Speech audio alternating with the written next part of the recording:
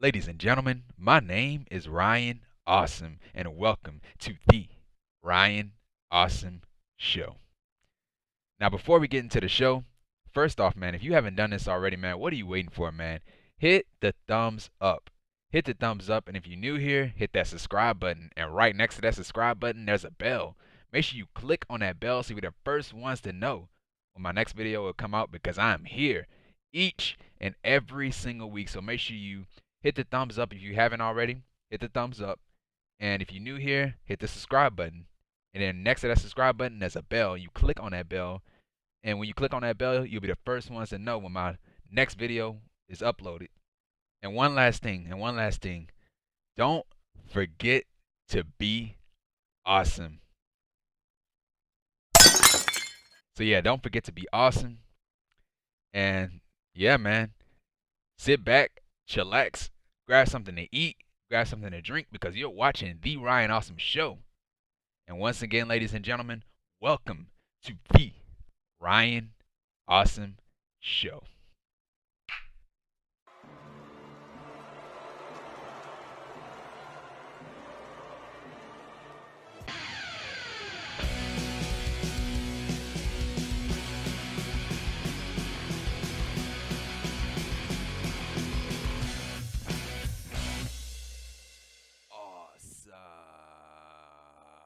Ladies and gentlemen, my name is Ryan Awesome, and welcome to the Ryan Awesome Show.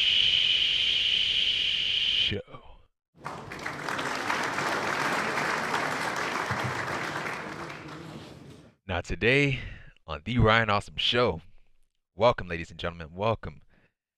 Now, today on the Ryan Awesome Show, we'll be talking about Impact Wrestling Slammiversary 2021.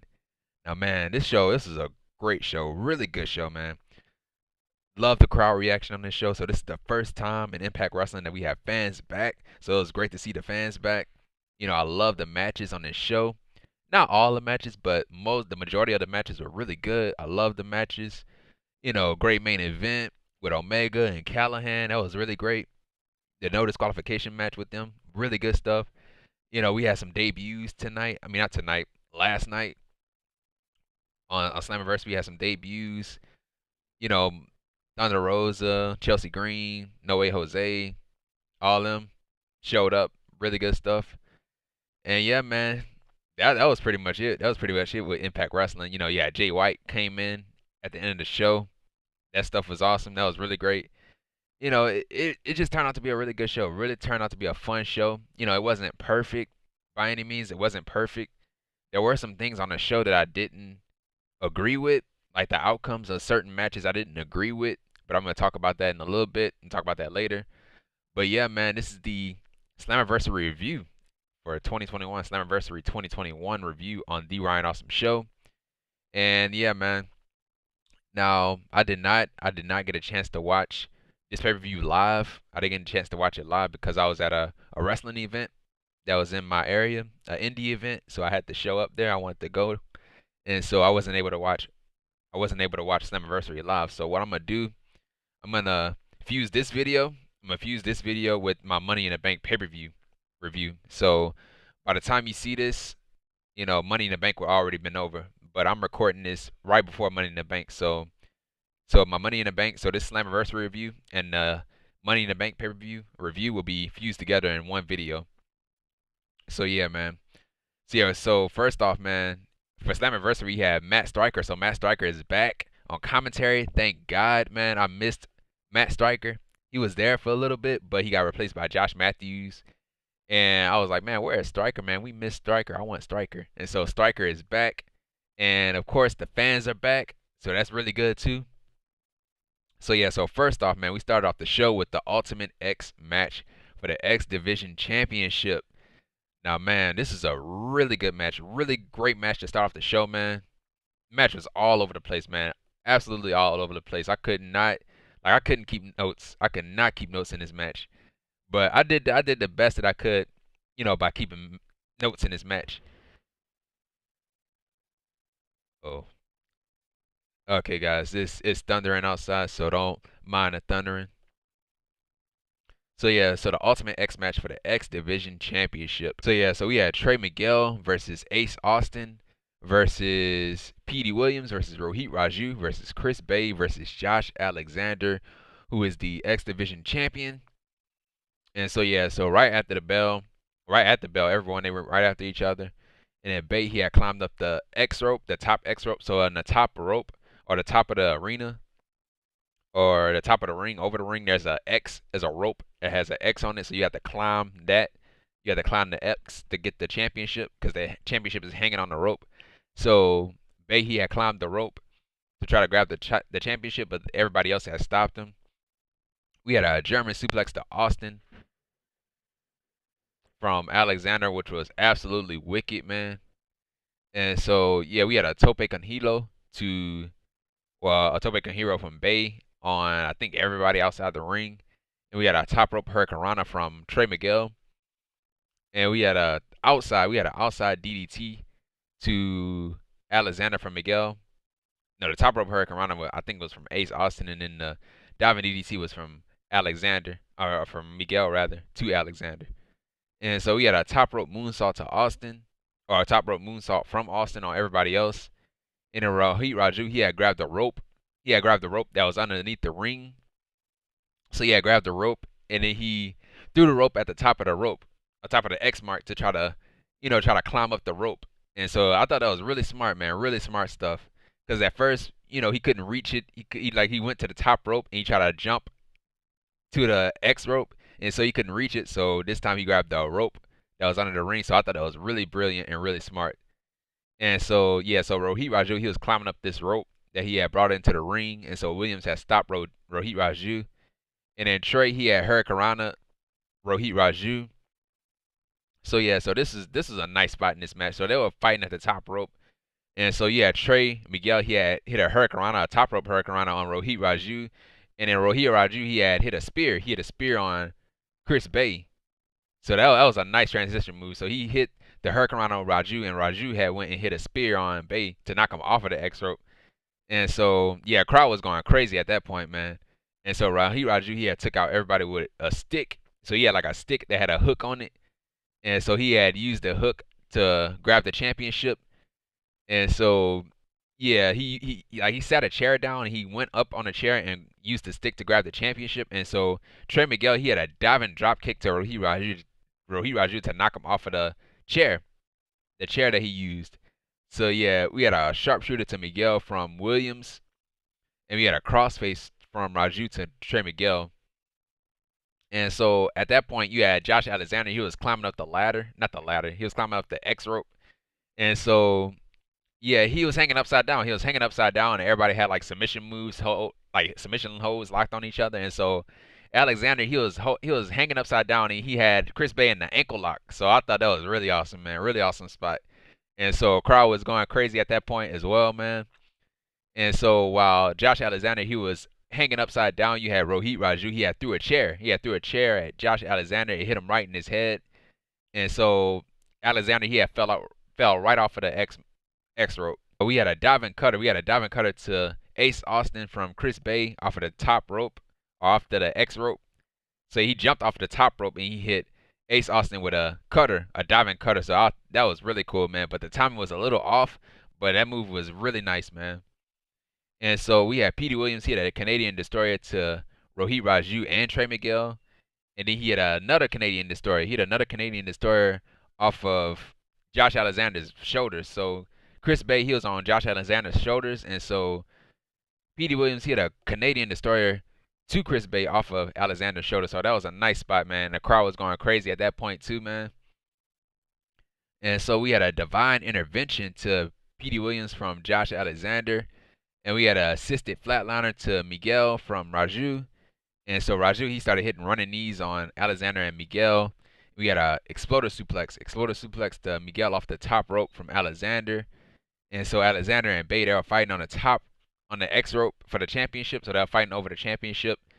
And so they both had the championships in their hands. And so they were fighting over it. And so you had Ace Austin, he dove off of the rope to try to grab the championship.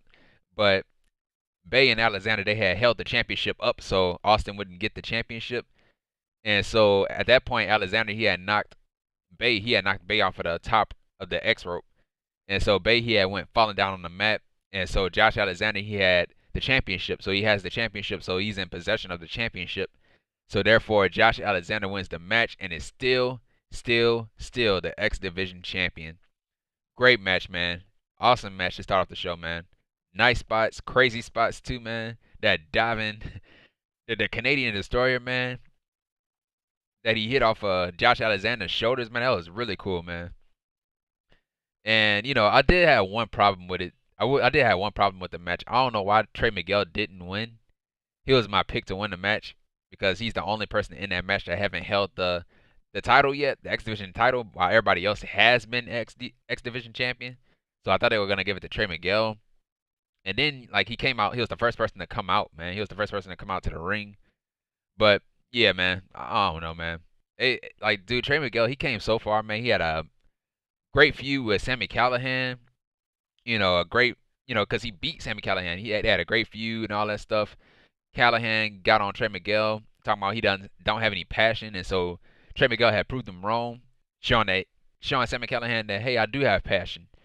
And so after he beat Callihan, I was like, man, this dude should be going after the X Division Championship. And so finally he went after the championship, and he hasn't even won the title yet. So I would have put the title on him, man. I would have put the title on Trey Miguel, but that didn't happen, man. But yeah, other than that, man, that was a great match, man. Great match to start off the show, and the crowd was into this match. And so yeah, so right after that, we had a backstage interview from Gia Miller. She interviews Don Callis, the Invisible Hand, Don Callis. And so Callis, he was talking about Callihan being dangerous, and Callis had called Sami Callihan a sociopath and a piece of garbage. And he says that him being in a match with Kenny Omega in a no disqualification match isn't fair because the no disqualification match favors Sami Callihan, because of his wrestling style, him being a deathmatch wrestler or the death machine. And so Callis, he has said that Sami Callihan is a dangerous man, but although Callihan is a dangerous man, Kenny Omega is a god. And so Callis, he has said that once Omega hits the one wing angel, that's it, is over. And so yeah, that was it with that. And so yeah, so right after that, we had the mixed tag team match.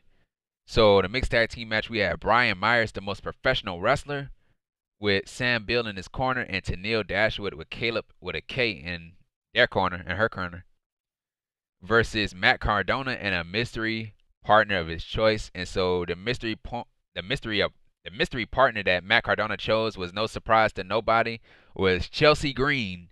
So Chelsea Green, so it was Mack Cardona and Chelsea Green, Mack Cardona's fiance, versus Brian Myers and Tenille Dashwood. So yeah, man, this is a fun match, man. So yeah, so first off, we had Dashwood she had slapped Green in the face, and so the brawl had broke out. So that's how the match started. And so Cardona, he had took out Beale and Kaleb outside the ring, and we had a flatliner to Cardona on the stage ramp from Myers, and then Beale, he had hit Mack Cardona with his notepad, and so Kaleb, he had drop kicked Mack Cardona right after that. Both of these guys, they attacked Cardona right behind the referee's back. And so at that point, the heels, they had took selfies. We had an execution. To Cardona from Myers. And we had a spear to Myers from Cardona. And we had a hot tag to Chelsea Green. She took out Dashwood. And so, yeah, so both of these teams, they're going back and forth. And then Dashwood, she low blowed Mack Cardona. But, this time, Mack Cardona, he had a cup. He was wearing a cup last time, or the last week. Tenille Dashwood had low blowed Mack Cardona. That time he didn't have a cup, but this time he had a cup, and so he took out the cup, and the cup had said "always ready." So I thought that was really funny, man. And so yeah, Cardona, he had took out the cup, and he had put the cup over Brian Myers' face, and so yeah, that was nasty, really nasty. And so yeah, so Matt Striker on commentary, man, he had called the cup that Cardona had put on or Brian Myers' face, he called it the Mr. Cuppo, so I thought that was funny too, man. Because Mick Foley, he had the Mr. Socko, and he used to put the sock in people's mouths and all that stuff. So he compared Mr. Socko to that cup that Matt Cardona was wearing. So I thought that was hilarious, man. And so yeah, we had a Canadian destroyer to Myers from Green, so that was nice. That was a nice spot. And we had a Tope con Hero to everybody from Matt Cardona. And then we had Chelsea Green. She had a low blow to Dashwood. So I guess that was legal. But yeah, she hit the low blow on Dashwood. Green did. Green hit the low blow on Dashwood. So I guess it was legal. The referee didn't do nothing about it. So I guess it was legal. So and then we had the unprettier. So Chelsea Green, she hit the unprettier or the kill switch or whatever you want to call it to Tenille Dashwood to win the match. So Chelsea Green and Matt Cardona wins the match. And that was it, man. And we heard the welcome back chants from the crowd. And yeah, man, Chelsea Green. Chelsea Green is back in the impact zone, man. And, you know, to the surprise of nobody, man, we all knew it was going to be Chelsea Green. Who else it was going to be? And yeah, man. So yeah, Chelsea Green is here. And they are stacking up that women's division, man. They are stacking up that women's division. And so yeah, man. So glad to see Chelsea Green in the impact zone, man. And so yeah, that was it with that. And so right after that, we had Morrissey versus Eddie Edwards. So yeah, this is the match that I forgot to make the prediction for. And so my prediction ended up being right. I chose Morrissey to win the match. So yeah, we had chops to Morrissey. We had a fall-away slam to Edwards. We had a big boot to Edwards to knock him off of the top rope on the floor. And then Edwards, he had swung Morrissey's leg in the ring post, so that had to hurt, man. Because the ring post, man, is not soft. It is hard, man. Thing is made of metal, man. And then Morrissey knocked Edwards off of the top rope, or off the ropes, rather, onto the floor with a shoulder tackle. We had a suplex to Morrissey to create some space.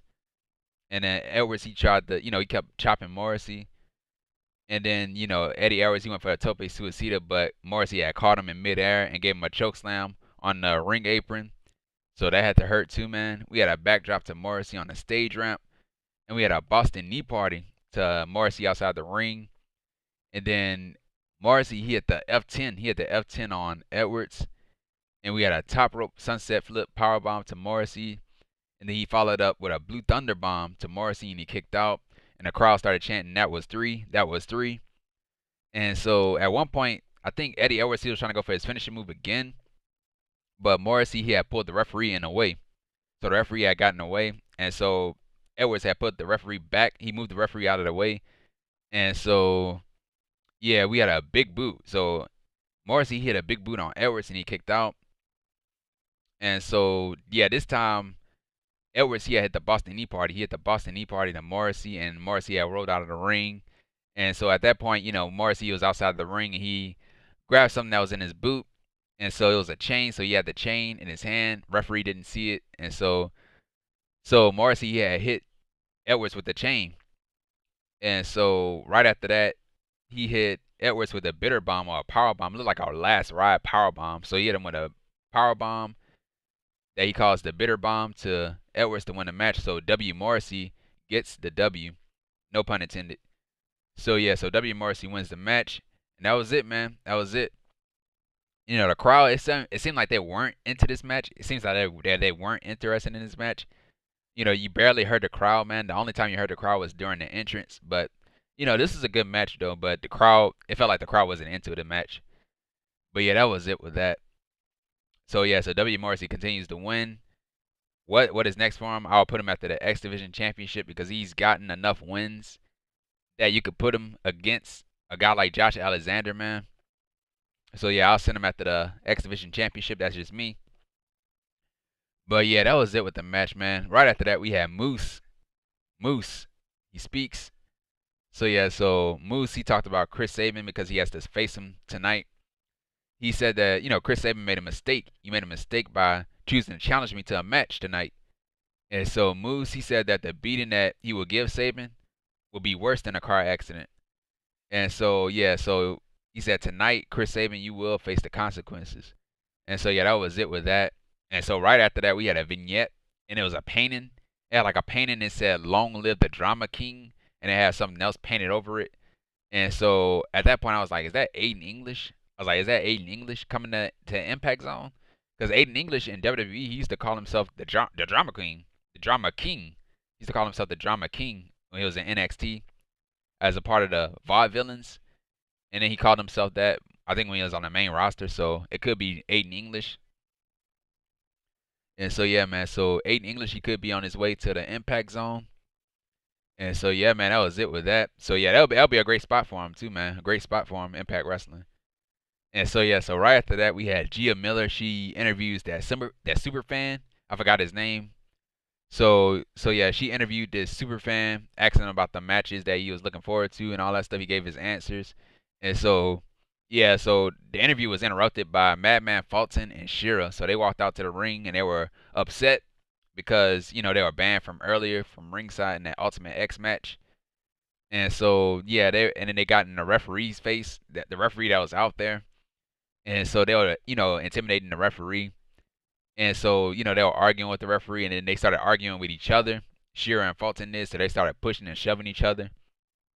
And so Scott D'Amore had came out, and he didn't appreciate Shera and Fulton hijacking the show, and so he had gave them competition. Like, hey, you guys are out here to fight, right? So I got you guys some competition.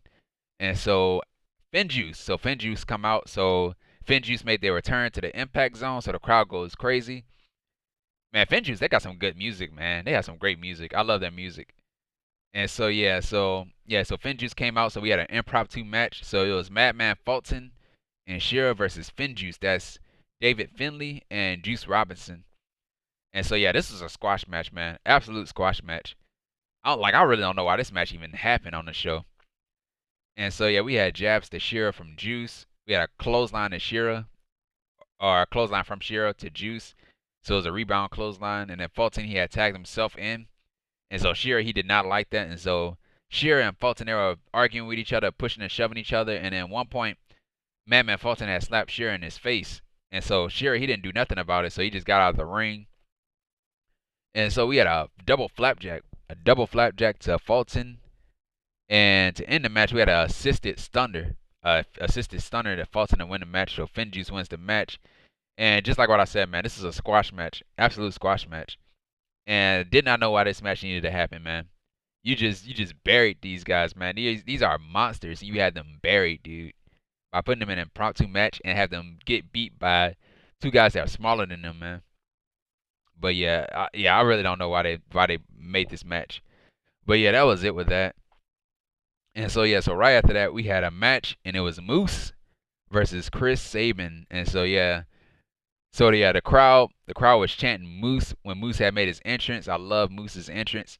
I had the entrance in my intro, so yeah, I love the introduction to his intro, or his introduction to his theme. So yeah, so the crowd started chanting Moose, Moose, and so yeah, so to start off the match, both of these guys, they went right after each other. And then Sabin, he started using his speed against Moose, and then Moose started using his power against Sabin. And so Sabin, he had run right after Moose's leg. And so we had a top rope hurricanrana to Moose. We had a figure four leg lock to Moose. And so yeah, Moose, he had hit a lawn dart. He had a Johnny Gargano lawn dart to Sabin, which was a nasty spot, man. He did not land it right, man. Sabin did. He did not land it right. So yeah, so Moose, he had threw Sabin across the ring. And so Moose, he had chopped the living hell out of this guy with that chop, man. Oh. And he chopped him again. And so the crowd had chanted one more time, like chop Sabin one more time, and he tried to go for the chop, but he had changed his mind at the last minute. It was like, screw all you people. I'm not about to give you what you want. And so the crowd started booing and all that stuff. And he started flipping off the crowd. And so yeah, we had a drop kick. We had a drop kick to Sabin, so that was nice, man. Seeing a guy his size hit a drop kick, man, it was really impressive, man. And we had a Uranagi to Sabin, and we had a follow-away slam to Sabin. And then Moose, he had went for a moonsault, but he missed. And Sabin, he had hit a PK kick to Moose, followed up by a diving crossbody to Moose. And we had a diving tornado DDT to Moose, which was nice, and he kicked out of the move. And we had a diving follow-away slam into a moonsault to Sabin. That was really impressive, man. This not only did he hit a follow-away slam off the top rope, but he hit a moonsault. So that was really nice, man. And so yeah, we had a power bomb to Sabin on the ring apron. And so at that point, Moosey started slinging Chris Sabin into the, to the barricade over and over and over again. And so the referee was counting to 10 for Sabin to get back in the ring, and Sabin had made it back in the ring at 9. And so both of these guys, they were going back and forth. And then finally, to end the match, we had a victory roll to Moose to win the match. So Chris Sabin wins the match. And I was like, what? I was like, no. And so, yeah, this is a great match, but I did not like the ending of this. Why did Moose have to lose? Like, why? Why did he have to lose, man? Like, why? And like, dude, Moose is that type of person that cannot afford to lose. He cannot afford to lose. Chris Sabin can take a loss, and he'll be better off for it. He'll be bulletproof if he could take a loss. But Moose, man, Moose is the type of guy that should not lose, man. Dude, I don't even know why this guy hasn't even been world champion yet. Out of all the time he's been in Impact Wrestling, why hasn't he never been the world champion? Why? Why? He should have at least held the championship at least once, man. He has never been the Impact World Champion. Never. Like, I don't even know what's next for him, man. I don't know what's next for Moose. Will he get a chance at the Impact World Championship? I don't even know anymore, man. Not as long as Kenny Omega's the champion, he won't. But man, I don't know why. I was shocked, man, that he beat Moose. Like why? Like why? I was shocked and upset at the same time. Like why did he need to beat Moose? Like why? Why? But yeah, so yeah, this was another match that I didn't agree with, man. The outcome of it, did not agree with it. It should have been Moose winning. But yeah, that was it with that. And so yeah, so right after that we had Havok and Rosemary. They spoke. And so yeah, so Havok and Rosemary, they won the Impact Knockouts Tag Team Championships from Fire and Flavor. So that was on a pre-show. I didn't even know they had a pre-show. So I didn't even watch the pre-show. When I came back, I didn't watch the pre-show because who watches the pre-show?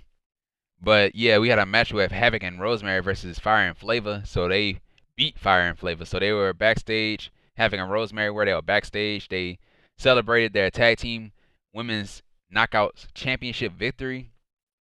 And so apparently Havok, she is a part of Decay. So she was dressed as Decay, and they were wearing the same colors. She had the face paint too. So yeah, that was it with that. So Havok and Rosemary are the new tag team champions. And yeah, with the tag team, I'm not a fan of the Impact Knockouts Tag Team Championships. I'm not. Just have one championship, man. Have the Impact Knockouts Championship. You know, if you just have the Impact Knockouts Championship, you know, they have a lot of women there now, man. But if you have the Knockouts Championship, you'll have more contenders. You'll have more contenders for Deonna Purrazzo to beat.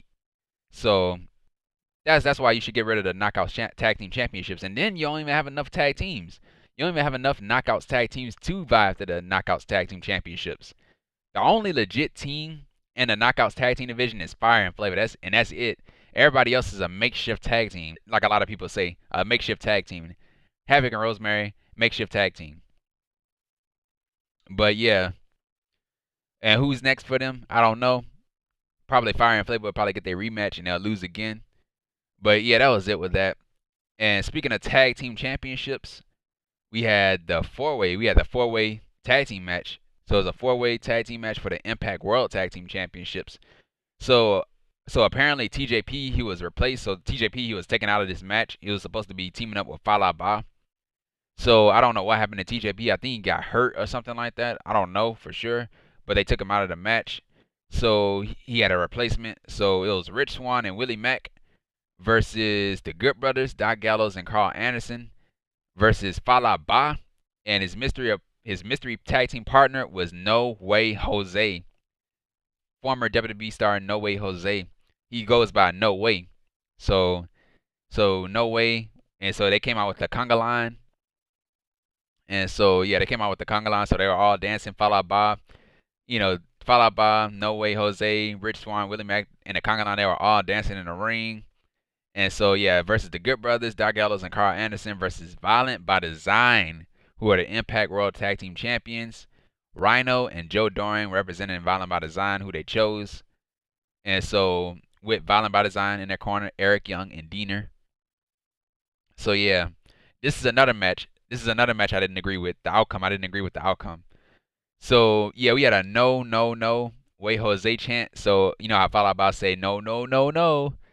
And you have No Way Jose says No Way Jose. So we had a no way Jose chant from the crowd. So yeah, that was really cool, very creative.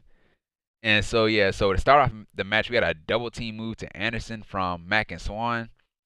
We had body punches from Swann from Gallows, and then he followed it up with a roundhouse kick to Swann.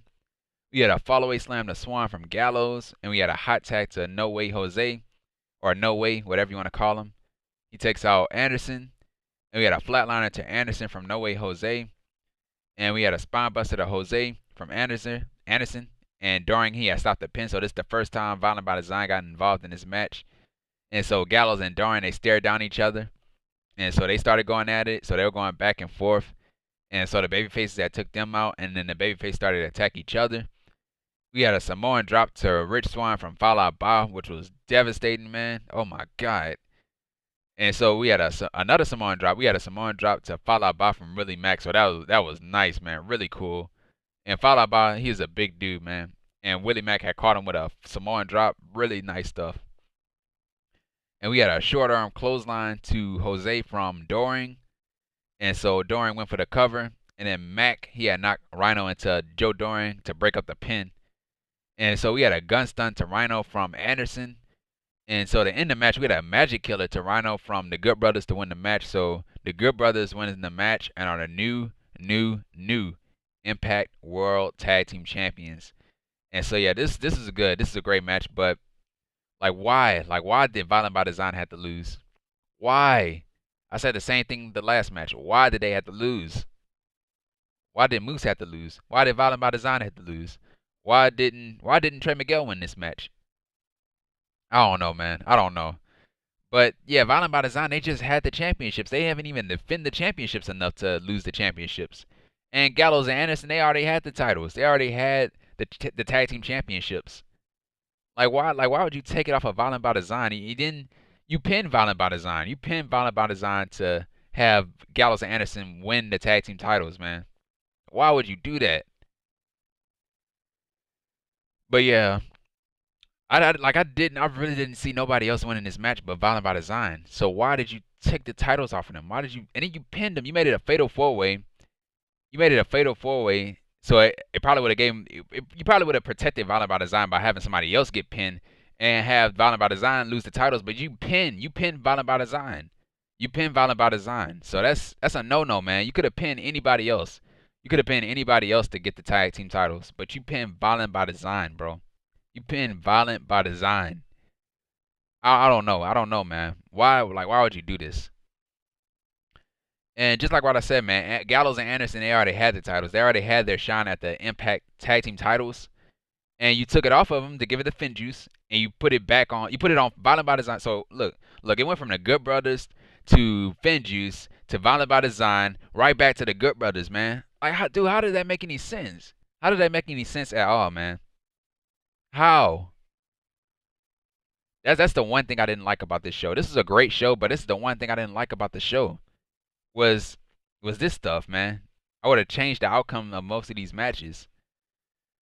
But yeah, it was not the right move. This was not the right move to get the titles back to the Good Brothers right after they lost it. This was not the right move. And so yeah, as for No Way Jose, man, great to see No Way Jose in Impact Wrestling, man. You know, Impact Wrestling is probably the best place for him, to get back on his feet. I didn't see him nowhere else. I could not see him in the AEW. I could not see him anywhere else but Impact Wrestling. So Impact Wrestling is probably the best place for No Way Jose. So yeah, man. So yeah, that was it with the match. And so right after that, we had the Knockouts Championship match. So the Impact Knockouts Championship match. And it was Deonna Purrazzo, the virtuosa Deonna Purrazzo versus a mystery opponent. So yeah, so it's Deonna Purrazzo versus Thunder Rosa. So yeah, this is shocking, man. This is absolutely shocking, man. I was expecting somebody else. I was expecting probably a Ruby Riott or somebody else, but we had Thunder Rosa. So Thunder Rosa, she had showed up. And so yeah, so the crowd was 50-50, man. They were chanting for Deonna Purrazzo, Virtuosa, and Thunder Rosa. So the crowd was 50-50. And so both of these ladies, they try to out-wrestle each other. And we had a drop kick to Purrazzo on a rope. We had a draping arm breaker to Rosa. We had a diving drop kick to Purrazzo. We had a corner seated drop kick to Purrazzo. We had a Russian leg sweep into a Fujiwara armbar to Thunder Rosa. And then Rosa, she had fought out of it. and we had a sleeper hold to Purrazzo, and we had a Fujiwara armbar to Rosa, and we had a Death Valley driver to Purrazzo, and then Purrazzo had kicked out, and we had a diving foot stomp to Purrazzo on the back, so that had to hurt, bro, and she kicked out of the move. And so yeah, so both of these ladies, they were going back and forth with strikes and chops. And so to end the match, we had Deonna Purrazzo. She had a finishing move, the Queen's Gambit. Her other finishing move, the Queen's Gambit, to Thunder Rosa to win the match. So Deonna Purrazzo wins the match and is still the Impact Knockouts champion. So Deonna Purrazzo wins the match, and right after the match, Deonna Purrazzo, she tried to speak, but Mickie James came out, so this is another surprise. So Mickie James that came out, her music had hit, hardcore country, and so Mickie James is back in the Impact Zone, and so James, she said that it's great to be back in front of fans, and it's great to be back in Impact Wrestling. And so Purrazzo had interrupted Mickie James. She didn't appreciate Mickie James coming out here and taking over her spotlight, taking a trying to overshadow her and all that stuff. And Purrazzo, she has said this is her moment in her division. And so James, she said that she's here to face the best. And so James, she had invited Deonna Purrazzo to her show, NWA Power. That's the women's show. So she invited her to the show. And so yeah, Purrazzo, she accepts the invitation, but she doesn't appreciate Mickie James interrupting her. And so Purrazzo, she had told Mickie James to grab her trash bag and go to the back. And so that was funny, man. That was absolutely funny because if you guys know the whole trash bag incident when Mickie James getting fired from WWE, they had sent her a trash bag with her name on it. So that's what she was making reference to. So that was funny. The crowd popped for that. And so James, she did not like that. She was upset about that. And so she slapped Deonna Purrazzo on her face. And so both of these ladies, they were fighting each other. And so James, she had gave Purrazzo a kick. And that was it, man. That was it with that. So Mickie James is back. And, great addition, man. Great addition to Impact Wrestling. Not only is she in Impact Wrestling, but she's in NWA. So that's a great addition, man. And, man, WWE, they never cared about Mickie James. They never cared about Mickie James. That's why they sent her that trash bag. So they never cared about her. And I'm glad that she's away from the WWE and she's somewhere else where she will be used. And WWE, man, they embarrassed her. They embarrassed her in WWE. They called her names and all that stuff. They called her fat. They called her Piggy James and all that stuff. They called her old. They make fun of her age when she's not even that old. And they made fun of her. They tried every way to embarrass her as much as they could. And so now Mickie James, she is somewhere else where she will be treated with respect. She's in charge of NWA Power, and now she's in Impact Wrestling, man. Yes, man. Mickie James, man. Yeah, Mickie James, she's here. She's here in Impact Wrestling, man. And not in that prison called WWE. So I'm glad to see Mickie James finally get an opportunity that she deserved, man. I'm glad that she's getting treated with respect somewhere else.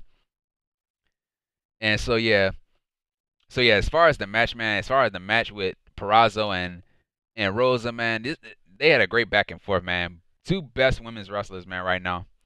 So yeah, and another thing, dude, I'm glad that she didn't have to depend on the Venus de Milo, her finishing move, the submission move. I'm glad that she didn't have to depend on that, but instead went for the Queen's Gambit. So you always have to have you always gotta have an extra move up your sleeve if you want to beat somebody. Like if somebody keep kicking out of your other finishing move, you can use the other one. You can use the other finishing move, so that way they won't kick out of it. So I'm glad that she used the Queen's Gambit. Queen's Gambit is a great finishing move. I'd much rather her use that finishing move too. Use that finishing move more and then the Venus de Milo. But yeah, man, great match, man. And so yeah, and just like what I said, man, the crowd was in this match. So the crowd was 50-50, so this is great too, man. And so yeah, man, that was it with that. So right after that, so they announced that Bound for Glory is coming. So Bound for Glory is coming, and it's gonna be in Vegas in October. So that's in Vegas, man, a wrestling show in Vegas. Oh my God, man. Yes. Vegas, man. And so yeah, man. So also, man, we have another match or we have Homecoming. We have Impact Wrestling Homecoming, which is on Saturday, July the 31st. So that's coming up really soon. And it's gonna be, they said, a mixed tag team tournament or something like that. A mixed tag team tournament. What does the mixed tag team tournament winners get? What do they win? I don't know. Probably a championship match for their respective brands, or their respective divisions. The men will probably get a championship match, or an X Division championship match, or a world championship match, and the women could get the knockout championship match. That's what I'm guessing it is. But we do not need no mixed tag team championships. I think that's where they're gonna go. But we don't need it, man. But yeah, man, that was it with that. And so right after that, we had the main event, man, which was the best match on the show, man. We had the Impact World Championship match, no disqualification, and it was Sami Callihan to draw. Sami Callihan versus Kenny by God Omega, who is the AEW World Champion, the AAA Mega Heavyweight Champion, and the Unified World Champion of Impact Wrestling, with Don Callis, the Invisible Hand, in his corner. And so Callis had came out, right after Callihan came out. So Callis has his own theme music, so he came out. The crowd started chanting, "You got fired," to Callis. And so Callihan, he attacked Kenny Omega from behind while they both were in the ring, and Don Callis did his long-winded introduction for Kenny Omega. And so we had a power driver to Omega, which was wicked, man, and he kicked out of that power driver. And so Callis, like always, he joins the commentary team whenever he shows up in his Kenny Omega matches. And so at one point, we had Callihan, he had grabbed a fork. I don't know where he got a fork from, but he grabbed a fork, and he tried to stab Omega with the fork, but Omega had stopped him. And so Callihan, he had grabbed a pizza cutter. I don't know where he got a pizza cutter from either, but he grabbed a pizza cutter, and he started cutting Omega with the pizza cutter, and he licked the pizza cutter. So that was nasty. You don't know where that thing been, but he licked it. And so Omega, he was bleeding at that point. And so Callihan, he had cut Omega again with the cutter, the pizza cutter. And so we had a Death Valley driver to Omega. And then Omega, he hit Callihan with a trash can lid. And then he had a cooking sheet. So Omega had hit Callihan with the cooking sheet. And then the wet floor sign. So I thought it was funny when he had a wet floor sign and he hit Callihan with it. So I thought it was really funny. And so Omega, he had hit the "You Can't Escape" to Callihan, and he followed up with a moonsault with a trash can. And so the trash can had landed on Callihan's ankle. And so Callihan, he had kicked out at 1, not 2, not 2.5. He kicked out at 1. And so Omega, he had sent Callihan into a chair off of a kick out. So he had rolled up Kenny Omega, and he had kicked out, and Callihan had went through a chair that was in the corner. And so at that point, Callis, he had left commentary, and he had talked trash to Sami Callihan. And so Callis, he had went back to commentary, and so Callihan, at that point, he was bleeding. And so Omega, he had used a fork on Callihan. I think it was the same fork. So he used that fork on Callihan. And so, yeah, Omega, he had used a fork to stretch the inside of Callihan's mouth. So I thought that was nasty. That was really disgusting, man. And then he shoved the fork. He had shoved the fork into the camera. And you had like spit and blood all over the fork. I was like, dude, stop. Like, stop showing the camera that. I was like, stop. And so, yeah. So Callihan, he chopped the ring post at one point. He tried to chop Kenny Omega while he was on the ring post, but he chopped the ring post instead. And so Omega, he had slammed Callihan on the ring apron. We had a double foot stomp to Callihan on a table. And yeah, we had a power driver. We had a power driver to Omega through the table. And so the crowd started going crazy. So the crowd went crazy this entire match. And so Callihan, he had brought in a mini board or a mini table, whatever it was. And so Callihan, he had hit Omega with the trash can. And we had a sidewalk slam on a trash can to Callihan. And we had a power bomb. We had a power bomb to Omega on the mini board, and he kicked out. And then Callihan, he had brought in a barbed wire steel chair. And so he had brought it in the ring. He had sat in the ring, tried to hit Omega with the chair, but Omega had hit a Kataru Crusher to Callihan on a barbed wire chair. And he had followed that up with a power bomb to Callihan right on the barbed wire chair. And we had a V-trigger. We had a V-trigger to Callihan. And he went for the cover. He had grabbed the rope to break up the pin. And at that point, I was like, what? Why are rope breaks allowed in a no disqualification match? That's the one point I don't think. That's the one point I don't agree with. Because like usually for rope breaks, you usually got a 5 count and all that stuff. But Dude, it's like, why is there rope breaks in a no disqualification match? It's no disqualification match is kind of like a no holds barred match. Anything goes. Only pinfall or submissions.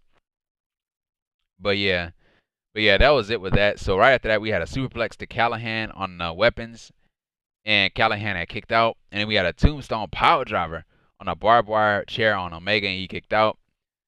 And then Omega, he had threw powder in Callahan's eyes, and or what Don Callis had said on commentary, salt. And so Callahan, he had hit the ref with a power driver. He didn't know. He thought the referee was Kenny Omega, so he hit the referee with a power driver. And so while he was blinded, so I thought it was funny. And so Omega, he had hit Callahan with a power driver. And so Omega, not knowing the referee was knocked out, probably should have signaled out for another referee, but he went for the cover. Referee is knocked out. And so the crowd is counted along. And so you had another referee that came out, and then Callahan had kicked out. And so Omega had took out the new referee. And so, yeah, I was like, man, the referee just trying to do his job, man. You beating him up. And so, yeah, so at that point, you had Gallows and Anderson. They try to interfere in the match to try to screw Scammy Callahan over. But Chris Sabin and Eddie Edwards had came out to take out the Good Brothers. And so, yeah, we had a package power driver. So we had a package power driver to Kenny Omega to kick out. So he barely kicked out of that one. That would have been it.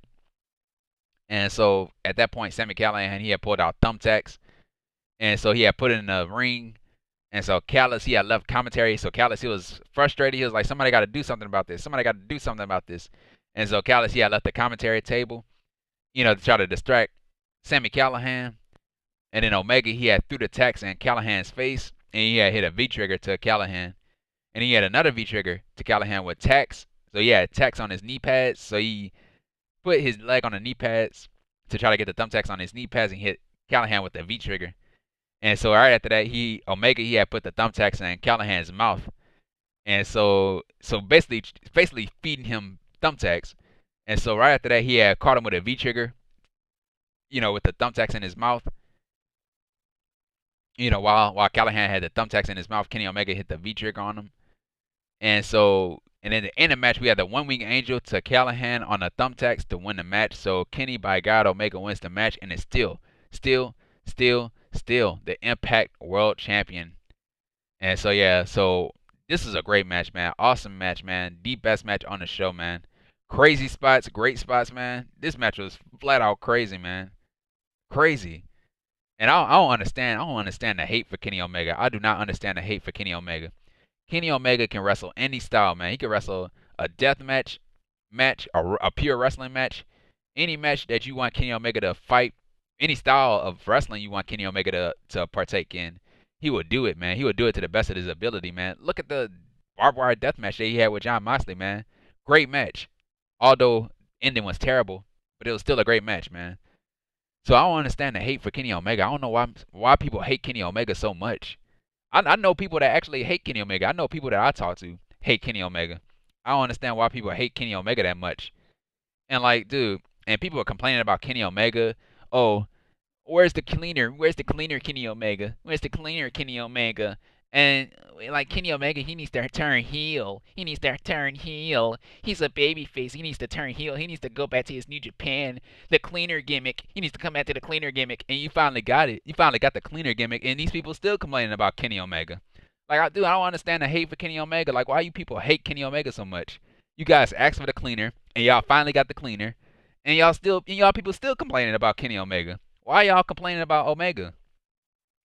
I don't know, man. But I digress, bro. But yeah, so right after the match, the Good Brothers and Kenny Omega, they were celebrating their win, and then the lights had cut out, and then the Bullet Club theme music had hit, so the crowd went crazy. They popped, and so you had Jay White. So Jay White music had hit. So Jay White, he is the leader. He's actually the leader of the Bullet Club in New Japan Pro Wrestling, and he's also the never openweight champion in New Japan Pro Wrestling. And so Jay White, he had came out. He went in the ring. He stared off the Good Brothers and Kenny Omega and Don Callis, and so they try to get Jay White to throw up the too sweet, and so he never did hold up the too sweet. He never did. And so yeah, the show had went off the air. And it sounded like something had happened after that. Like the commentators were still talking, but I don't know if that was just me. I don't know if you guys witnessed the same thing or experienced the same thing that I did, but the stream or the show had went off the air and it sounded like the commentators were still talking and something went on right after the screen had went black. But yeah, that's how the show ended.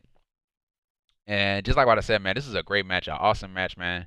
Crazy match, great spots in this match. You know, Kenny Omega, man, is simply the best, man. He is simply the best. Who is gonna stop him? Who is gonna stop him? Like I do have people in mind that's gonna stop Kenny Omega, but who's gonna beat him for the Impact World Championship? I don't know. I don't know. I don't know. I don't know. I don't know.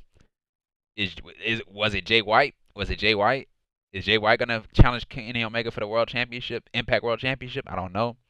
But I don't see nobody else in Impact Wrestling taking that title off of Omega. We thought it was gonna be Sami Callihan. Like we really did. We thought it was gonna be Sami Callihan, but who is it, man? Who is it? Who's gonna take that title off of Omega? That's the one thing you gotta think. Who's gonna take it off of him? And I think that's why Jay White was there. I think that's why Jay White was there. But Jay White, he is not an Impact star. He's a New Japan talent. So will he show up on Impact? Will he be featured on Impact and New Japan? I don't know, man. But he's mainly in New Japan Pro Wrestling. Or will we see not only is he gonna go after the championship, but will there be a Elite versus a Bullet Club feud? You know, will it happen on Impact and AEW? I'll send it to AEW, man. The feud, the Bullet Club versus the Elite. And I think that's most fitted in AEW instead of Impact Wrestling. But yeah, man, that was it, man. And the Forbidden Door storyline, man, it is starting to open back up more. Like when we had no fans, like the Forbidden Door storyline, we didn't have that many people showing up on either show. We only had like a few people showing up on each show. You had some Impact stars. Not many Impact stars showing up on Dynamite. Not enough Dynamite stars showing up on Impact. No, not much New Japan talent showing up on AEW.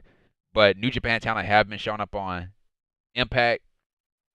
The only people that showed up from Impact, I really want to see more Impact stars on AEW, man. Because dude, because it seems like more talent, like some talent from AEW is showing up on Impact. Not that much, but some have. Probably the Hardy Family Office showed up on Impact Wrestling at one point when they were going after the tag team titles. Omega, of course, is on Impact Wrestling as the AEW World Champion. The Good Brothers, they're Impact stars. So the only people from Impact that's showing up on AEW television is, Callis and the Good Brothers. They were the only ones. And, if you want to say Moose, but Moose, Moose, he didn't show up on Dynamite.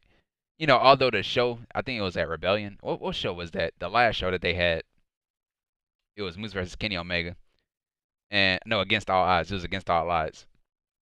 Against All Odds, and Moose, he fought Kenny Omega in the main event at Daly's place. So I don't know if that counts either.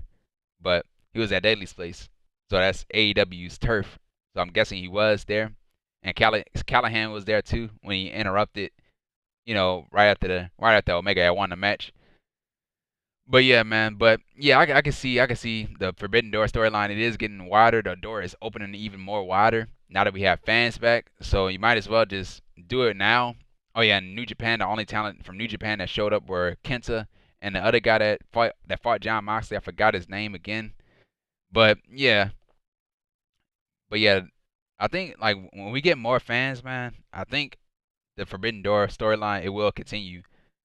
But yeah, as far as if you want the storyline to continue, man, if you want the Forbidden Door storyline to continue, you gotta have Omega have all those titles. Like you can't have him lose out. Like you can't have him lose the titles. You can't have him lose the titles because if you lose one championship, that's it, man. That's it. That's it. He can't show up. He can't show up on any other show. But yeah, man. But yeah, that was it with the show, man. That was it with Slammiversary, man. That was it with Slammiversary. Really good show. The crowd reaction was great. I love the matches on this show. But the only thing I didn't like about the show was some of the outcomes of the matches. I would have changed the outcomes of some of the matches, but that was it with the show. That's the only thing I would have changed about the show. But other than that, man, this is a great show, man. And yeah, man. And that was it, man. And yeah, I'll see you guys for Money in the Bank. I'll see you guys in Money in the Bank. And just like what I said before, this video is fused together. So this is recorded right before Money in the Bank. So in the Money in the Bank pay-per-view review, you know, the pay-per-view would have already been over. So yeah, man. So yeah, I'll see you guys for Money in the Bank right now. So yeah, ladies and gentlemen, this is the second half of the Ryan Awesome Show, and today I'll be talking about WWE Money in the Bank 2021. Now, man, with this show, man, it was okay. It wasn't the best show. It wasn't all that great. You know, it had its ups and its downs. You know, the beginning of the show wasn't all that exciting, but once we got to the men's Money in the Bank, that's when everything started to pick back up. But yeah, there were some matches on this show I did not care about, dude. Like the women's Money in the Bank ladder match was terrible. You know, like the ending and all that stuff. Them just giving it to Nikki ASH or Nikki Ash or whatever they want to call her. It was the wrong move. You know, it's like there are some things I liked and there are some things I didn't like. But the men's Money in the Bank and the main event were Roman Reigns and Edge in the main event. Those are the only things that I loved on this show. And you know, with John Cena coming back and challenging Roman Reigns, I'm guessing he's challenging Roman Reigns to a match. You know, John Cena just showing up. It was great too. And you know, they on this show they are setting up some matches for SummerSlam, like Edge and Rollins, because they got into it later in the show, and Cena and Reigns. So those are two potential matches that they are building up right now. But yeah, man, that was it with Money in the Bank. And so yeah, so we start off the show. So they were live in Fort Worth, Texas, in the Dickies Arena. So that's where they were. And so yeah, so we started off the show with the women's match, or the women's Money in the Bank ladder match. And so yeah, we had Alexa Bliss versus Liv Morgan versus Nikki Ash or Nikki ASH, almost superhero, versus Natalya, who is one half of the women's tag team champions, versus Tamina, who is the other half of the women's tag team champions. I don't even know why they were both in this match. Versus Zelina Vega, I don't know why she was in this match either. Versus Naomi versus Asuka. And so yeah, so first off, we start off the match. So all these ladies, they were going after the ladder, so they were about to grab the ladders outside the ring. And you had Alexa Bliss. She was still standing in the same place while everybody was making an entrance. She was on the top rope or standing on the top rope with this stoic look on her face. And so nobody went after Bliss. She just stood there. And so yeah, at that point everybody were hitting each other with their signature moves and all that stuff. And so yeah, so Bliss she was in the middle of the ring by herself, and so she tried to use her powers to get the Money in the Bank briefcase down, like down to her. I guess she tried to use her telekinesis or whatever it was, but that was terrible, man, really terrible. And so yeah, at one point we had Tamina. She was in the ring. She was in the middle of the ring, and the crowd started booing Tamina Snuka. And so we had a double splash to Liv Morgan and Zelina Vega from Tamina. And so Asuka and Tamina they were fighting each other, and then Asuka had hit Tamina with the ladder. And then Asuka, she climbed the ladder, and then Liv Morgan had caught her with a code breaker. And so Natalya and Liv Morgan, they went at it at one point. Liv, she was on the ladder, and then Natalya had knocked her off of the ladder, and Liv, she had landed awkwardly. It looked like she had landed on her knee or something, or she tweaked her knee or something like that, because she was grabbing at her leg. And so at that point, Natalya and Liv, they were playing tug of war with the ladder. And so Natalya, she had went right after Alexa Bliss, and so Bliss started laughing. And so Bliss, she had took out Natalya and Liv Morgan at the same time. And so at one point, Bliss and Vega climbed up the ladder. So this is the dumb thing. This is a terrible thing in this match. So yeah, so Bliss and Vega, they were fighting at the top, or they were climbing up the top of the ladder. And so you had Bliss had used her hypnotize. She had hypnotized Zelina Vega to climb down the ladder. Instead of climbing up the ladder, she had hypnotized her to climb down the ladder. And so I was like, dude, this is a wrestling show. It's not a circus, man. It's a wrestling show. But yeah, she used her hypnosis on Zelina Vega, so Zelina Vega ended up climbing down a ladder, and so Natalya had took out Bliss. So yeah, so Bliss she tried to grab the briefcase, but Natalya had took her out. And then Naomi, she powerbombed Liv on top of Vega on the ladder, and so the crowd started cheering for Naomi. So Naomi was actually my pick. Naomi was actually my pick to win the Money in the Bank ladder match. You know, the video that I did with Juggernaut, I told him that Naomi was my pick to win the match, and I'll have her go after Bianca Belair and have her win the championship from Bianca Belair and align herself with the Bloodline with Roman Reigns and the Usos. But that didn't happen. And so yeah, we had a double stunner, Natalya and Tamina from Naomi, and then Natalya she had climbed up the ladder while Vega was on her back. So Vega she had the sleeper hold locked in while Natalya was climbing up the ladder. And so Liv she had knocked down both Natalya and Vega off the ladder. And so everybody was fighting. And so Nikki she had stood outside the ring on the ladder. So she was standing on top of the ladder, and so she jumped from the ladder from outside the ring into the ring on everybody. And so Nikki, she had climbed the ladder. And so Bliss had knocked her off the ladder. And then everybody, you know, took out Alexa Bliss outside the ring and they started burying her, like literally burying her with ladders. And so the crowd started booing. I don't know why the crowd booed. I don't know why they booed for Alexa, not booed for Alexa Bliss, but booed everybody else for taking out Bliss. But yeah, so Liv, she had climbed the ladder. And then Tamina tried to stop her. And then Liv had took out Tamina. And we had a springboard flatliner to Asuka from Liv, and then Liv and Naomi they climbed up the ladder, and so we had like I think we had like 3 or 4 more ladders in the ring, and so everybody else was climbing up those ladders, and so Nikki Cross or Nikki Ash or Nikki ASH or whatever you want to call her, man, she climbed up the ladder, but she climbed up or she reached for the briefcase while everybody was fighting, and so nobody was grabbing the briefcase, but Nikki Cross was the only one that grabbed the briefcase. And so Nikki Ash or Nikki ASH wins the match, and that was it, man. The majority of the match was boring, dude. Like the crowd was not into it at all. Like they weren't. You know, they did make some noise in the match, but the majority of the match they were not into it. And so yeah, with this match, man, this briefcase could have easily went to somebody else, man, that deserved it, man. Naomi deserved that win. She deserved that win. I think everybody was going for Naomi to win this match, but they went with Nikki ASH, almost superhero Nikki Cross, and then the hypnosis and all that stuff in the match. Like, dude, what are we doing here, dude? Like, really, what are we doing here? Oh, dude, this is bad, dude. This is terrible. I don't know who enjoyed this, man, but this is terrible. Absolutely terrible. But yeah, that was it with the women's Money in the Bank ladder match. And Nikki Ash, I don't even think she's gonna cash it in successfully. I don't even think she will.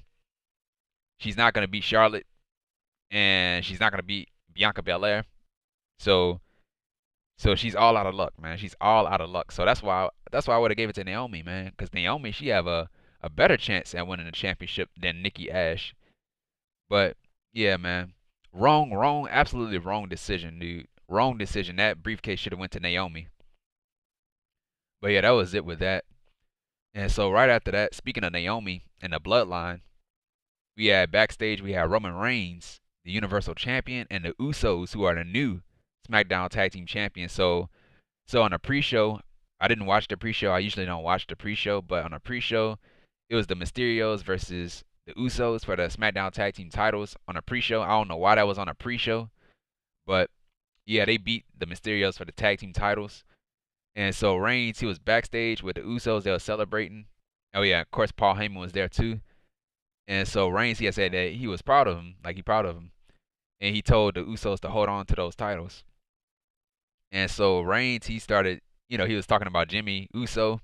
He was talking about each guy. He was talking about Jey Uso, and he talked about Jimmy Uso because we all know the story about Jimmy Uso, him getting, pulled over by the cops, for DUI and all that stuff. He didn't actually say that, but we all knew what he was getting to. He was like, "And you," and so the crowd knew what he was talking about. So yeah, so Reigns he had said that, hey, if he wasn't for me, you guys wouldn't even be here. You guys wouldn't be relevant and all that stuff. And so Reigns, he has said that now that I gave you what you want, now it's time for you to give me what I want. I don't know what he meant by that, but so yeah, Jay and Jimmy and Jay, they both acknowledged Roman Reigns as their tribal chief and the head of the table, and that was it. And they all hugged each other, and that was it with the bloodline. And so yeah, that was it with that. And so right after that, we had the Raw Tag Team Championship match, and it was the Viking Raiders or the War Raiders, whatever you want to call them, Eric and Ivar, or Hanson and Rowe, versus AJ Styles and Omos, who are the Raw Tag Team Champions. And so the crowd, they popped for AJ Styles when he came out. When his music had hit, they popped for AJ Styles. And so yeah, this match was okay, but Omos, man, he needs more work, man. But yeah, Styles, he had tagged out to Omos, and then Eric, he had tagged out to Ivar. So we had the two bigger guys in the match. And so the Raiders, they tried to double team Omos, and Omos took out the Raiders. And then Eric, he had slammed Ivar. He had slammed Ivar on top of AJ Styles. So he slammed his own tag team partner on top of Styles. We had a knee strike to Eric, or a knee strike from Eric rather, to AJ Styles that absolutely leveled this guy. And Styles had kicked out. And we had an assisted over the top rope hurricanrana to Eric from Styles outside the ring. We had a huge back body drop to Styles from Eric. And so yeah, we had a hot tag to Ivar. He took out Styles, and he had a cartwheel into a clothesline to Styles. And we had a tag to Omos. And then Ivar, he tried taking out Omos, but Omos was still standing up. We had a power slam to Ivar from Omos. And so Styles and Eric, they were going back and forth. They were going at it. We had a follow-away slam to Styles from Eric, and we had a double team move to AJ. And then Styles, he had hit a Pele kick to Ivar, and we had a hot tag to Omos. And he hit a military press slam on Ivar from Omos. So that's a lot of weight, man. And so the Raiders, they had took out Omos. We had a tope suicida to Omos from Eric. And then we had the Thor's hammer to AJ Styles. So, or they call it the Viking Experience. I like the Thor's hammer better, man. That's a cooler name, Thor's hammer. So yeah, we had the Thor's hammer to AJ Styles from the Raiders. And so Omos, he had shoved Eric into Ivar to break up the pin. And so to end the match, we had a double choke bomb to Eric from Omos to win the match. So AJ Styles and Omos wins the match and are still the Raw Tag Team Champions. So yeah, man, that was it with the match. I still don't know why Omos and AJ Styles are a tag team, period, man. I mean, I don't mind Omos being with AJ Styles, but why as a tag team partner? Like, the dude not even that good in the ring. He's not. He has the size, but he's not really all that good. But yeah, I'll send AJ Styles. I was talking to Juggernaut about this, dude. I would send AJ Styles after a US title or a WWE championship, because Styles, he's not a tag team wrestler. He's not. He's not a tag team wrestler. He's a singles wrestler. So he should be going at the US title, either the US title or the WWE championship. Because, man, like, you putting together these tag teams, dude, like, it doesn't make the tag team good, and that's their problem. They don't have any tag teams on Raw or on SmackDown. None. But yeah, that was it with that. AJ Styles, he carried the match on his team. But yeah, that was it with that. And so right after that, we had Kevin Patrick. He interviewed Drew McIntyre, the Scottish Warrior. I like the Scottish Psychopath better. It's better. It's better than the Scottish Warrior. Scottish Psychopath is better. So yeah, so Kevin Patrick, he interviewed Drew McIntyre. He asked him about the Money in the Bank ladder match that he's going to be competing in later tonight. And so McIntyre, he says that he has to win the Money in the Bank ladder match. He has to, and it could be his last opportunity. And he just kept saying that he has to win. And he talked about his past accomplishments, him winning the Royal Rumble in Texas. I think it was in Houston, Texas, and him winning a WWE championship from Brock Lesnar. And so yeah, so that's why he's saying that he has to win. And so yeah, that was it with that. And so right after that, we had the WWE Championship match, and it was Kofi Kingston versus Bobby Lashley, who is the almighty WWE Champion with MVP in his corner. So yeah, man, this is a beatdown, man. This is an absolute beatdown. I don't know whether to call it a squash match or what, man. But Kofi Kingston, he had no offense in this match, no offense. But yeah, so the start of the bell, we had MVP. He grabbed at Kofi Kingston's foot. And so Kingston, he used his speed against Lashley. So he tried fighting back, but Lashley had caught him with a clothesline. And Kingston, he had landed right on his neck. And so we had that one-handed spine buster to Kingston. And so Lashley, he was outside the ring. He threw Kofi Kingston into the ring post, I think twice. He threw him in there twice. And so he had a running corner forearm to Kofi. And so we had a flatliner to Kingston. And then Lashley, he had locked in a hurt lock. And he had turned the hurt lock into an exploder suplex. And so we had a flatliner to Kofi. And at that point, Kofi, he could not defend himself. He was bleeding all in his mouth. So you saw the blood dripping from his mouth.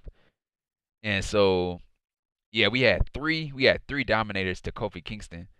And so after that, after the 3 dominators, Lashley, he had locked in the hurt lock to Kingston to win the match. So Kofi Kingston, he actually tapped out. And so therefore Bobby Lashley wins the match and is still the almighty WWE champion. So yeah, that was a beatdown. And the crowd was shocked, man. The crowd was absolutely shocked. You know, I saw some of the faces in the crowd. They were shocked. They were absolutely shocked. I guess they were shocked because they didn't expect the match to end that quickly, or they expected Kofi Kingston to get some more offense, but he didn't get that much offense, or they could be shocked that Kofi Kingston lost. I wasn't shocked that he lost. You know, I was shocked that the match ended that quickly, but yeah, Kofi Kingston, man, there was no chance. It was no chance in hell he was beating Bobby Lashley. No way, no way. He may have beaten him on Monday Night Raw. I don't know why he beat him on Monday Night Raw, but he beat him on Monday Night Raw only to turn back to beat him tonight. Like, dude, like first off, you had Bobby Lashley lose to Xavier Woods on Raw, and you had him lose to Kofi Kingston, both members of the New Day, and you have him look strong. At this point, dude, you should have made him look strong this entire time.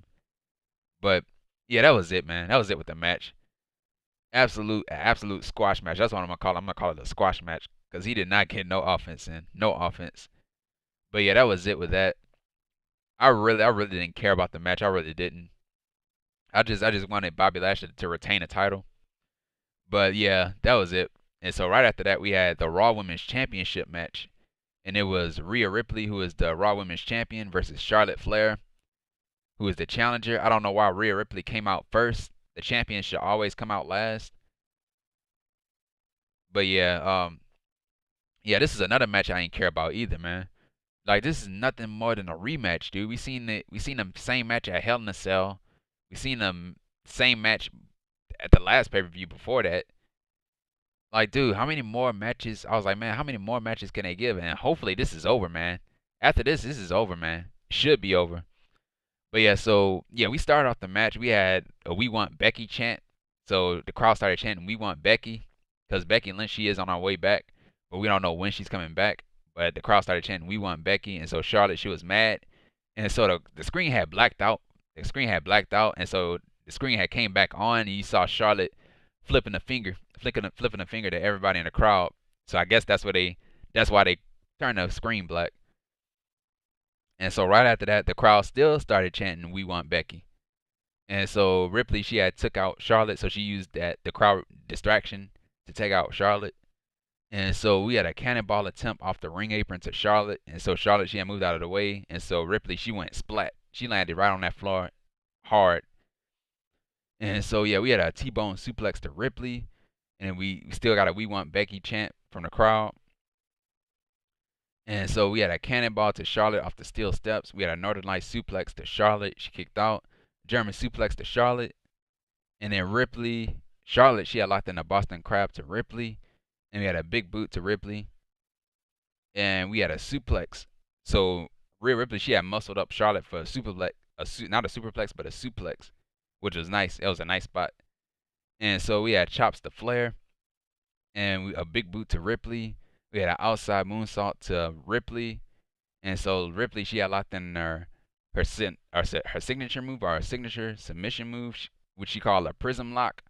That reverse Texas Cloverleaf to Charlotte. And so Charlotte, she ended up fighting out of it. And so Ripley, she tried to go for the Riptide, but Charlotte had turned it into a DDT. And so Charlotte, at one point, she was going for a cover, but she put her foot on the rope, and the referee had saw it. She did it right in front of the referee. I don't know why she think the referee wouldn't see it, but she put her foot on the rope. The referee saw it, and so yeah, so we had a natural selection in Ripley off the top rope, and she kicked out, and so everybody was shocked. I thought that was the end of it. Like I was honestly, I was shocked at that she kicked out. So yeah, so crowd was shocked that she kicked out of that top rope natural selection, and so Charlotte, she had slammed Ripley's head into the ring post, and then Charlotte, she had put Rhea Ripley's leg into the steel steps, and so she started kicking the steel steps into Rhea Ripley's leg over and over and over again. I thought that should have been a disqualification, man. That should have been a disqualification because she actually used a weapon. She used the steel steps as a weapon, so that should have been a disqualification. But the referee didn't do nothing about it.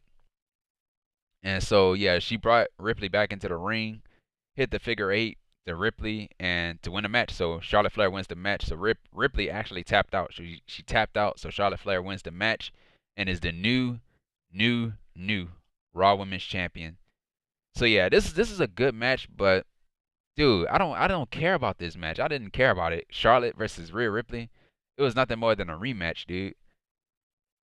Not only myself, but everybody is tired of this. Tired of the Charlotte and Rhea Ripley feud, man.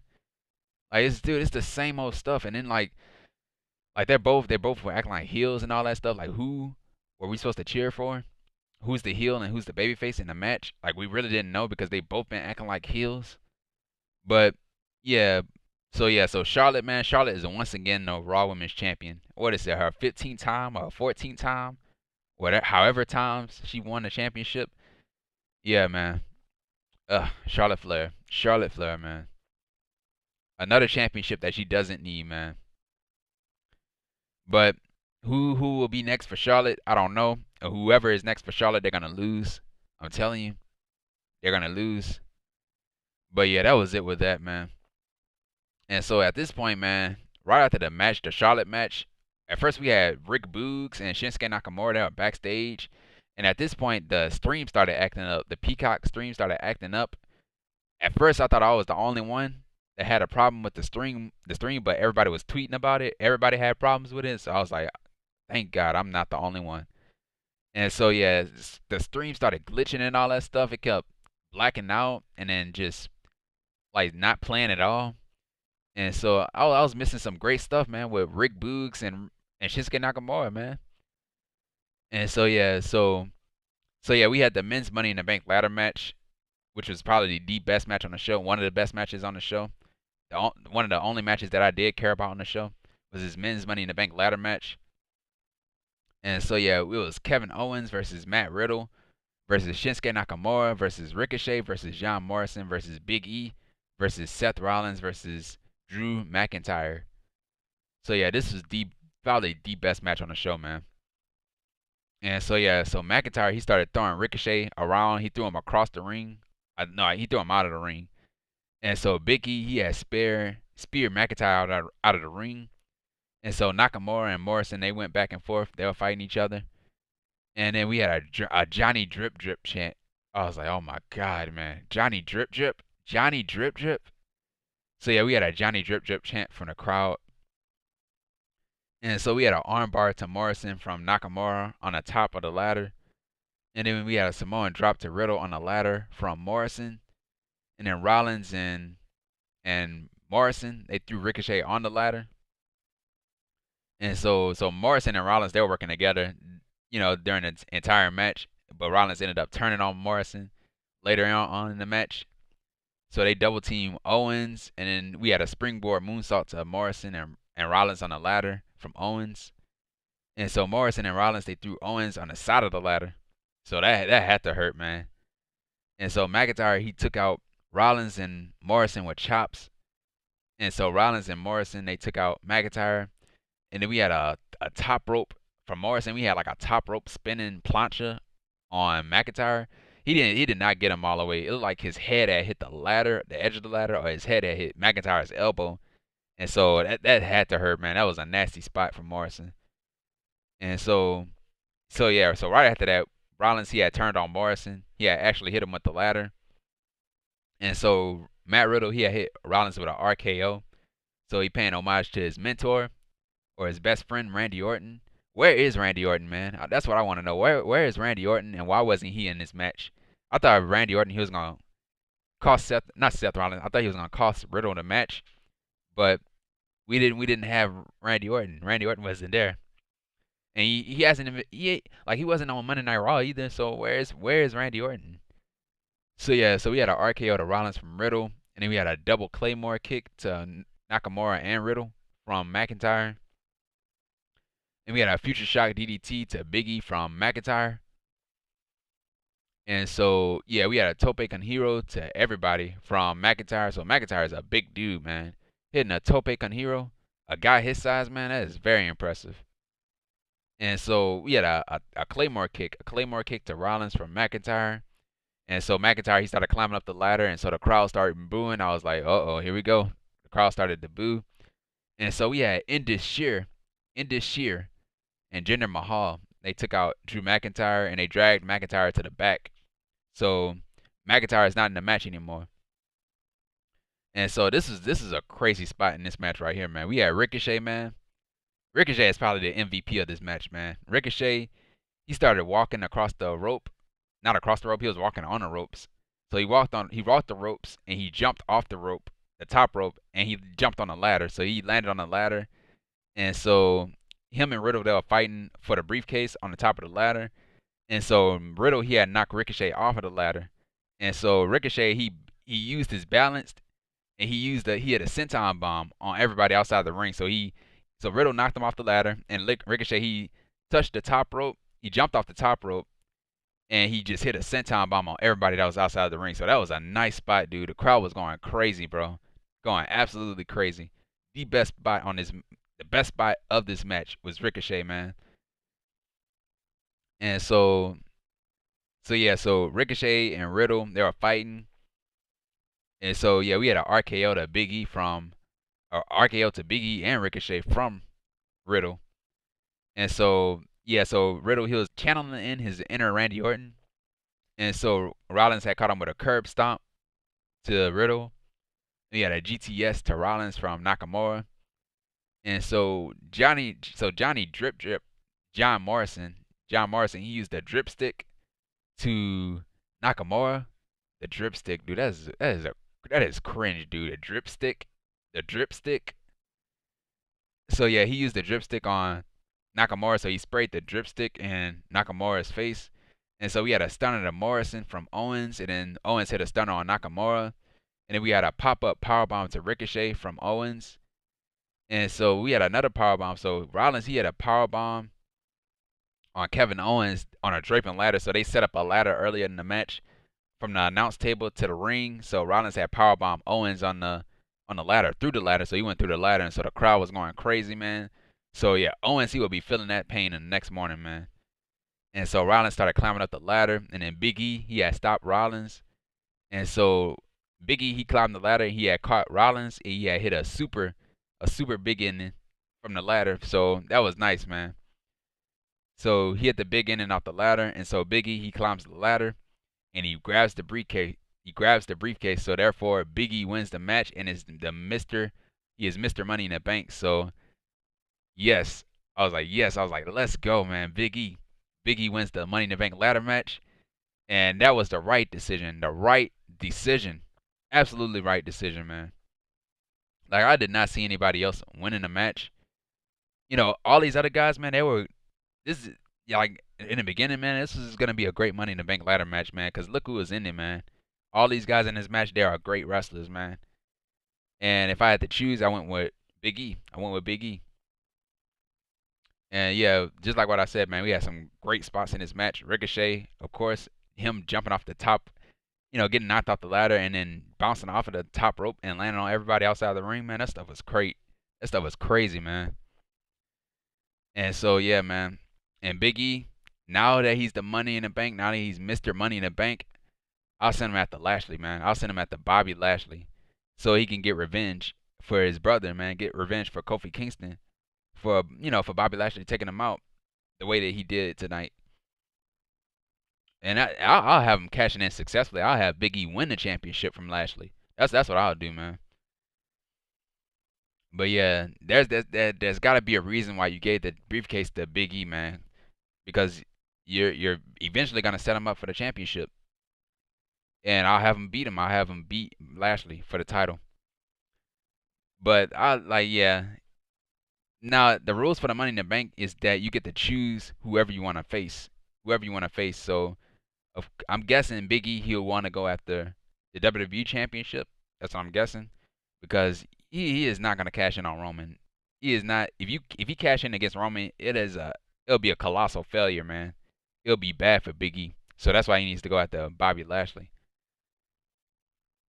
Because yeah, Lashley he's gonna lose that title. He's gonna lose that title before Roman Reigns even can lose the championship. But yeah, that was it, man. Congratulations to Big E, a well-deserved victory for Big E in a Money in the Bank ladder match. And yeah, man, that was it with that. And so right after that, we had Seth Rollins. He was backstage. He was in pain.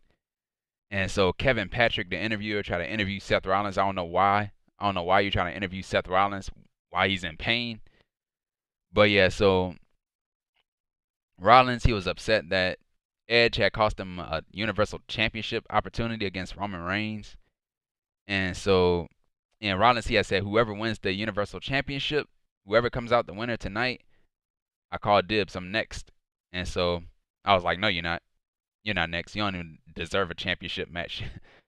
And so yeah, man. So Seth Rollins, since he mentioned Edge, I knew he was gonna get involved in this match, this main event match, and that's exactly what he did. So yeah, so finally we had the main event, and it was the WWE Universal Championship match, and it was the Rated R Superstar Edge versus the Tribal Chief, the head of the table, Roman Reigns, who is the WWE Universal Champion, with Paul Heyman in his corner, his special counsel, Paul Heyman. So yeah, so at this point, so yeah, we had the crowd there 50-50. You had half of the crowd cheering for Roman Reigns. You had half of the crowd cheering for Edge. And so yeah, so I will say this about this match, man. This match did start off slow. It was kind of boring in the beginning stages, but everything it did started to pick up towards the middle and the end. That's how it was. So yeah, so both of these guys, they try to one up each other. And then Edge, he started to go after Reigns' arm. We had a Samoan drop to Edge on the floor. And then at that point, Roman Reigns took control of the match. And it was slow. So that's when it started slow. And so Edge, he started to fight back. He tried fighting back, but he got caught with an uppercut. And then Reigns had hit his drive-by kick to Edge, and he kicked out of the move. And so Reigns, he tried to go for the Superman punch, but Edge had dodged it and then countered with a backslide to Reigns, and Reigns had kicked out. And then they both caught each other with a double big boot, so they both knocked each other out. And so at this point, both of these guys, they were going back and forth with strikes. Edge was fighting back at that point. He had a flapjack to Reigns, followed up by an execution to Reigns, and he kicked out. And so, yeah, Edge, he had bounced Roman Reigns' head off the ring post. And we had a STF submission move to Roman Reigns, so shades of John Cena. So keep that name in mind, John Cena. So we had a STF submission move to Reigns. And so they mentioned it on commentary. It was the crossface, and I was like, man, it's the STF submission move. And they didn't even mention John Cena. So I was like, they probably mentioned. I was like, why didn't they mention John Cena? But yeah, so right after that, Edge, he had turned the STF into a crossface, and so Reigns, he had grabbed the bottom rope, and so Edge tried to go for the spear, but Reigns had caught him with a guillotine choke, and then they both knocked each other out the ring to break up the submission move, and so Reigns, he tried to go for the spear on Edge on the barricade, but Edge had moved out of the way, so Reigns ended up spearing the barricade, and then we had a spear. We had a spear to Reigns, so Edge ended up spearing Reigns through another barricade. And so we had the Superman punch to Edge. So off of the Superman punch, Edge, he had accidentally knocked into the referee. He bumped into the referee, so the referee went to go grab on his knee. Because I think Edge had landed on the referee's knee, so the referee started, grabbing at his knee. And so Reigns, he saw that the referee was knocked out, so he went outside to go look for something. He looked like he was looking around for something, so he grabbed a chair and so he ripped off the bottom bar of the chair, or the bottom bar of the chair, or the bottom seat of the chair. No, it's the bottom bar of the chair. The bottom bar of the chair. And so, yeah, so Reigns, he tried to use the bar to lock in the crossface on Edge, but Edge ended up fighting back, and he locked in the crossface on Reigns with the bar in Reigns' mouth. And so at that point, the Usos, they came out to try to get involved in the match, but the Mysterios had stopped the Usos and fought them to the back. And so Edge, at that point, he still had the lock locked in on Reigns. And so right after that, we had Rollins, Seth Rollins. He came out of nowhere and he super kicked Edge in the back of his neck. And so Reigns tried to go for the spear, but Edge had caught him with a spear of his own, and then Reigns had kicked out. Edge can't believe it. And so Seth Rollins, he had came back to the ring and he tried to get involved in the match again. So Edge had took him out this time. And so right after that, Roman Reigns, he had speared Edge to win the match. So Roman Reigns wins the match and is still the Universal Champion. So yeah, this is a great match, but the match, it did start off slow in the beginning, but everything started to pick back up towards the middle and the end. And so right after the match, we had Seth Rollins, he attacked Edge. And so right after Rollins attacked Edge, Rollins and Reigns, they stared at each other. And so Rollins, he had told Reigns, like, hey, if it wasn't for me, he would be champion. Edge would be the champion. And so Edge had blindsided Rollins, and so Edge had took out Rollins, so they fought in the crowd. And so Roman Reigns, he had grabbed the microphone, and he said, now the whole world can acknowledge me. And so right after that, you heard John Cena's theme music. So when John Cena's theme music had hit, the crowd went crazy, man. Crowd went absolutely crazy. And so yeah, John Cena is back. So this is his first time back in the WWE since WrestleMania last year. Since the WrestleMania last year, pandemic WrestleMania. So yeah, this is John Cena's first night back in front of fans. And so the crowd was going crazy and all that stuff, hyping for, jumping up for joy and all that stuff. And so John Cena, he ran into the ring and he did the "You Can't See Me" to Reigns. He was like, and that was it. That was it with the show. So yeah, so we might be getting Cena versus, no, not might. We will be getting Reigns and John Cena. Roman Reigns versus John Cena at SummerSlam, man, in Vegas. So yes, man. Yes. And dude, they actually had a match. They actually had a one-on-one match, and that was before Roman Reigns became the tribal chief. That's before Roman Reigns was the best. That's the Cena versus Roman Reigns match. That's the Roman Reigns, the babyface Roman Reigns. But this time it's a different Roman Reigns. This is the tribal chief Roman Reigns. This is a far more better Roman Reigns versus a John Cena. So this time Reigns is the heel and Cena is the babyface. So all I gotta say, man, I cannot wait for the promos, man. I cannot wait for the promos, man.